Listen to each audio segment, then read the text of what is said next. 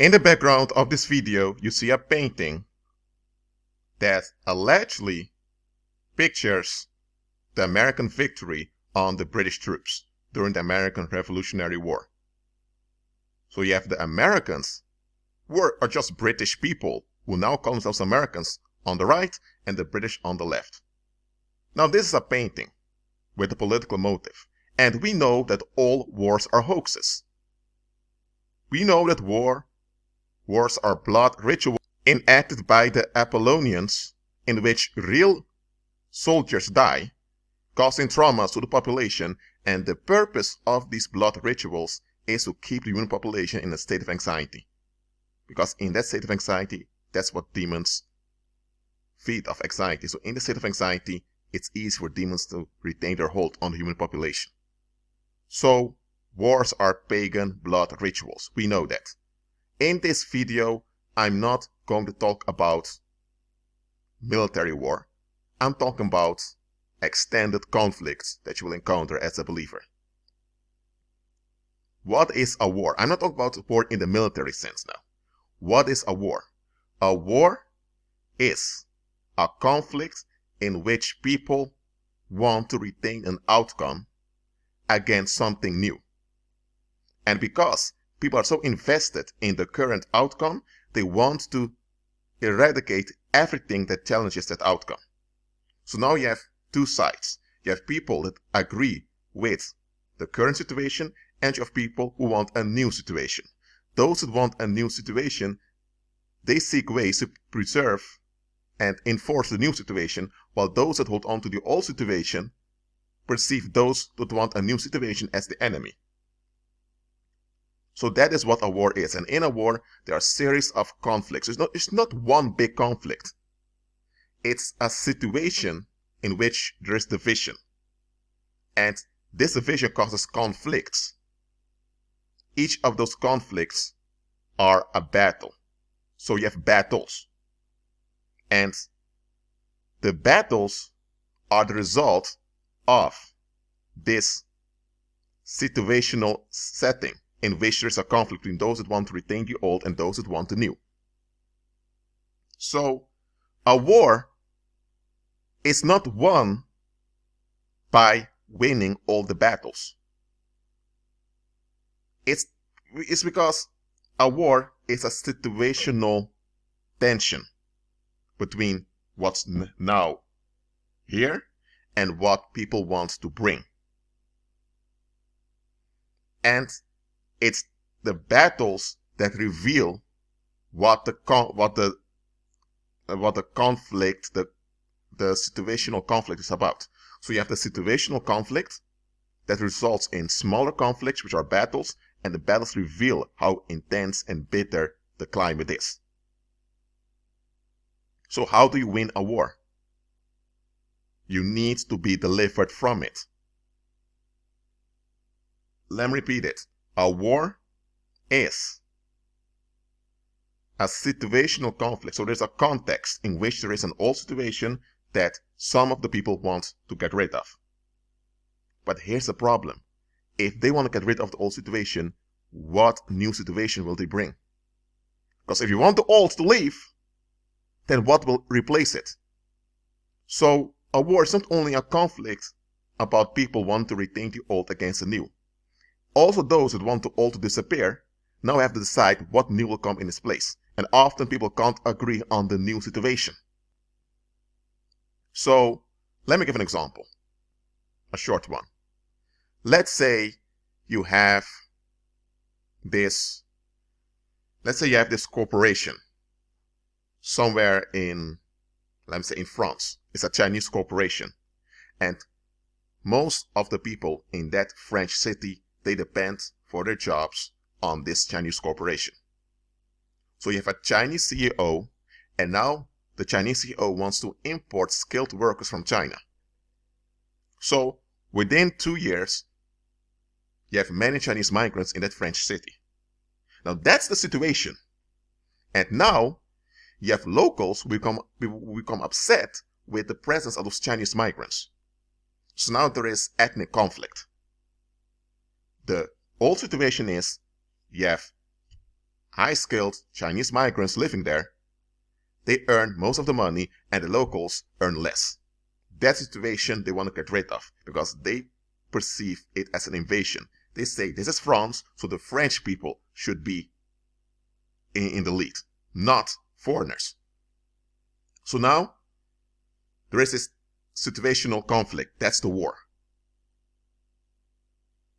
But now, let's say that due to the use of collective violence and protests, they managed to get rid of the Chinese corporation. What next? What happens now is that most of the people there will lose their jobs because they don't have any work anymore. So now, the question is, which other source of income will there be for the locals? Then the government says, and you all need to go on welfare. So now many of the people are on welfare. Meanwhile, you have other French folks from other cities that come in to build companies, to offer jobs. But now, there is another war.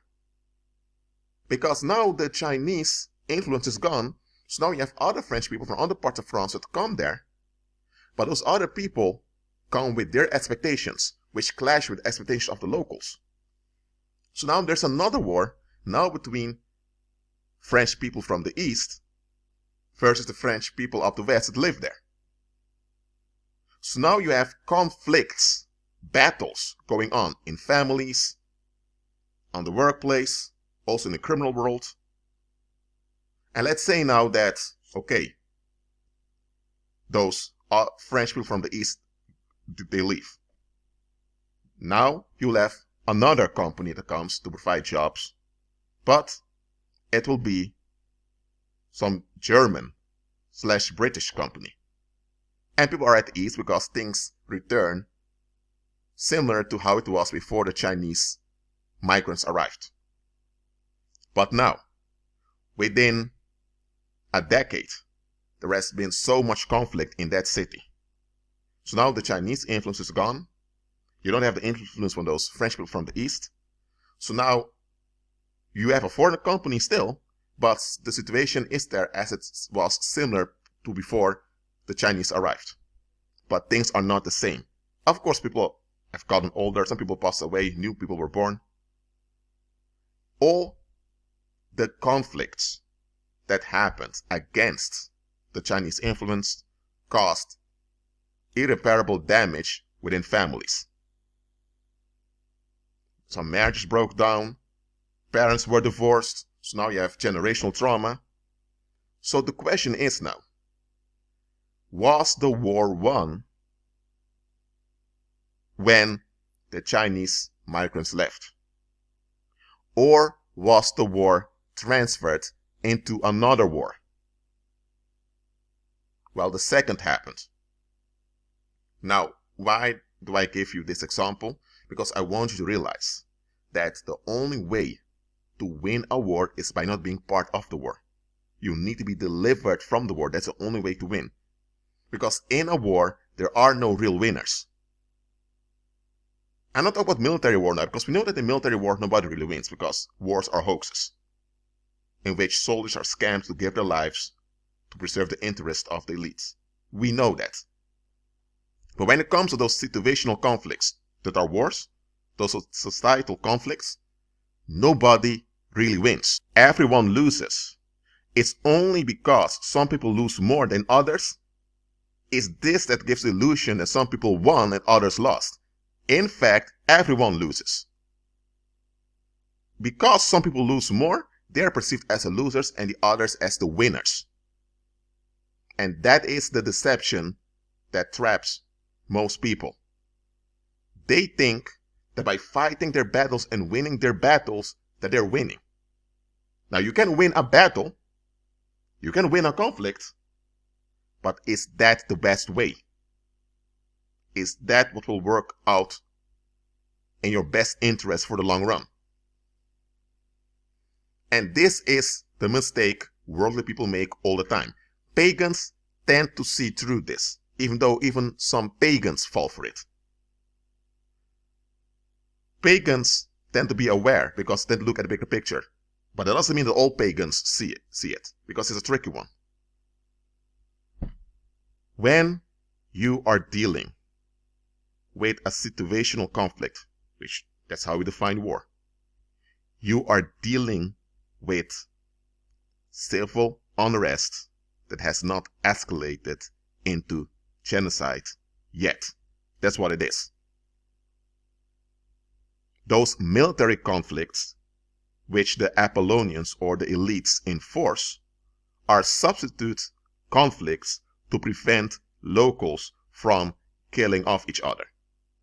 That's why we have those hoaxes called wars. Military wars are substitute conflicts so that the population doesn't destroy itself. That's why you have flags. That's why you have sun symbols. That's why you have generals. Those are substitute conflicts. So, when you're dealing with war, I'm not talking about the military fight because we know those are hoaxes. When you deal with war, it's a civil unrest that hasn't manifested in full genocide yet. That's what it is. So, what happens in society is that when this situational conflict escalates, they point out someone who has to lose, and they enforce the losses on this individual, and things return back to how it was before the escalation. And because the individual or the group of people that were forced to lose are perceived as the losers, people get along with the winners. And society continues.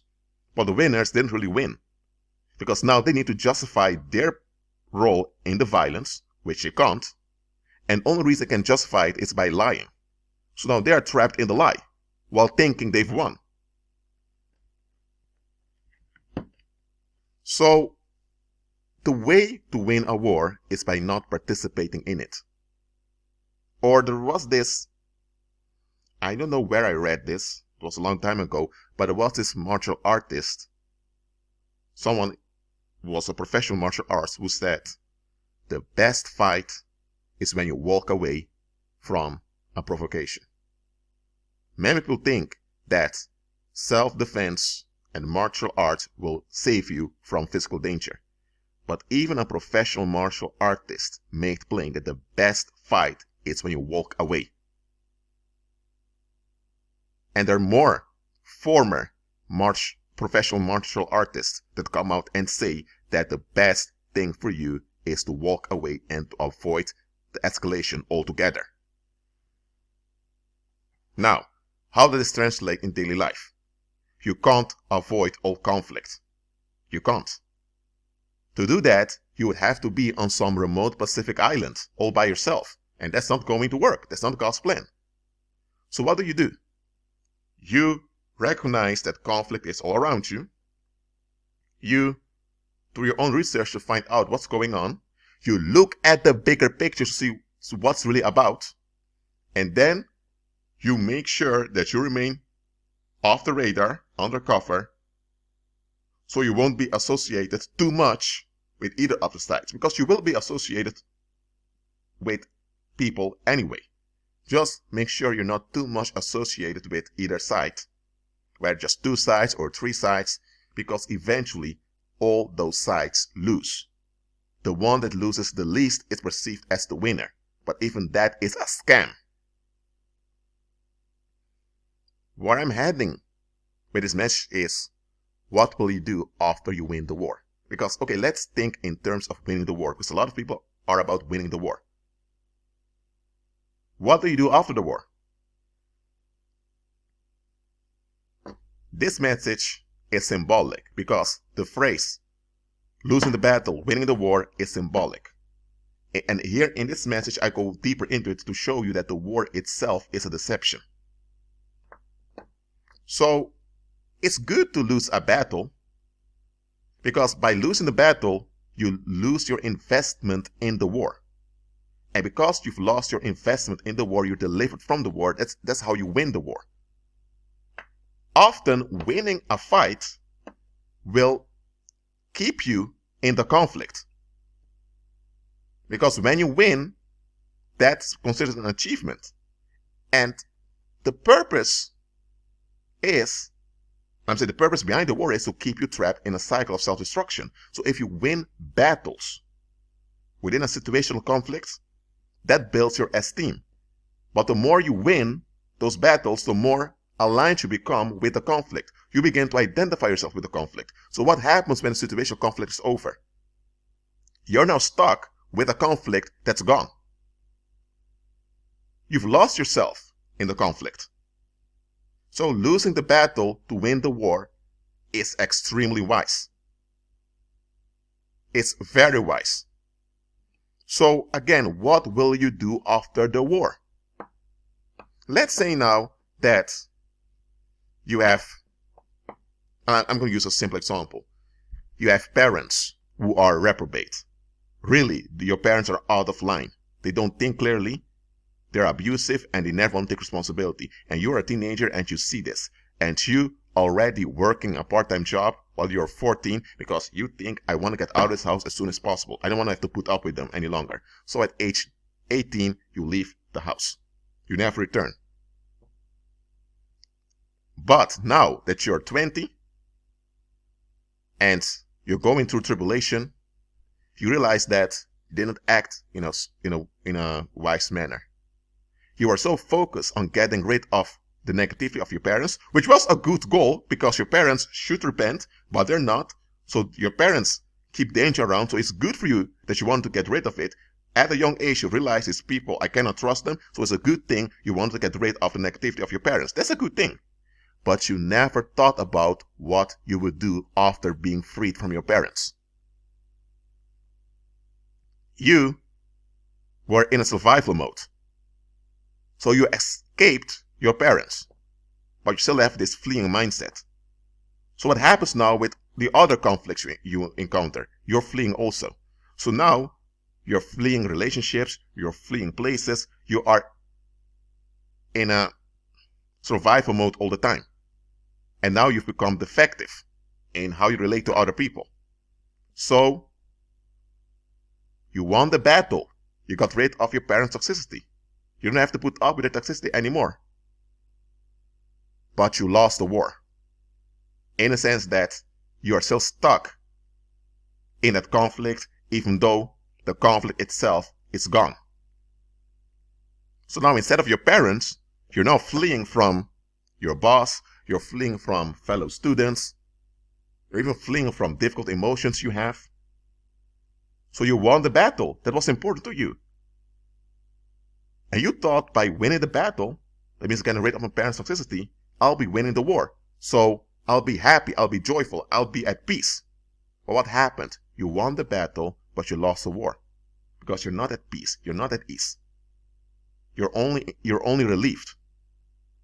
For a while. And the consequences of the conflict will emerge sooner or later. So you're just relieved. You're not at peace. But let's say now you focus on having a better life. You focus on fulfilling your dreams while still having to deal with your parents. When you leave home at age 18, now you directly go for what you want. So your attitude is different. You're not fleeing. Now you're going forward. So because you're going forward, you deal with things differently. You still put up with your parents' trash till 18. You didn't, so that happened. But you've won the war because you're delivered from the war. Your parents are still in their trash. That's their own fault. That's not you. But now you've won the war. So now you don't have to think you don't even have to think anymore, what will I do after this? Because you're already walking in the bed. This is the mistake worldly people make all the time. Even pagans tend to make this mistake, and unfortunately also believers make this mistake. They're so focused on quote unquote winning the war that they end up losing the war by losing themselves in the war. Because they don't look at the bigger picture. Let's say you have debt collectors who are haunting you for some case that happened years ago. You can go to court and sue them, and likely you'll win the court case. because the debt collectors know that they are committing fraud. But what happens? Afterwards, you've won the court case. You spent all those hours preparing for court hearings. Afterwards, when the debt collector stopped, now you're exhausted, you're drained. You have no mental energy left. You spend it all on fighting the harassment of those debt collectors. And when you look afterwards, you spend more money and time fighting those debt collectors than growing and expanding yourself. But let's say now that you have those debt collectors haunting you and you tolerate it for a moment. You pay small installments. You don't really want to, but you put up with it. And meanwhile, the rest of your money you use it to build assets. After 4 or 5 years, you have assets now that you can say goodbye to those debt collectors. And by now, because years pass by, the debt collectors cannot come with the same case over and over again. Now they've lost their grip on you. And because you still have the right to pay small installments, you can even lower the installments, but now you have assets. So you have multiple sources of income. So now you're not drained by winning the battle against the debt collectors. No. You lost the battle because the debt collectors kept haunting you and demanding things from you, but you've won the war. You've been delivered. So, what will you do after the war? What will you do afterwards? Agree with Christ.